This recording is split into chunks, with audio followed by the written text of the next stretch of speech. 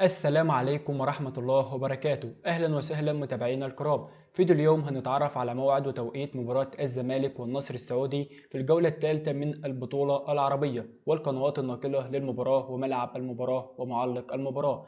يا ريت يا جماعة قبل ما نبدأ الفيديو يا ريت نصلي على حبيبنا النبي عليه أفضل الصلاة والسلام وما نطولش عليكم في الفيديو. يلا بينا نتعرف على تفاصيل مباراة الزمالك والنصر السعودي. وتبدأ مباراة الزمالك ضد النصر السعودي في الجولة الثالثة من البطولة العربية يوم الخميس الموافق 3/8/2023. وستلعب مباراة الزمالك ضد النصر السعودي على استاد مدينة الفهد الرياضية. وعن القناة الناقلة لمباراة الزمالك والنصر السعودي هي قناة السعودية سبورت اتش دي 1 وقناة السعودية سبورت اتش دي 5. ويعلق على المباراة حماد العنزي، بلال علام، عبد العزيز الزيد.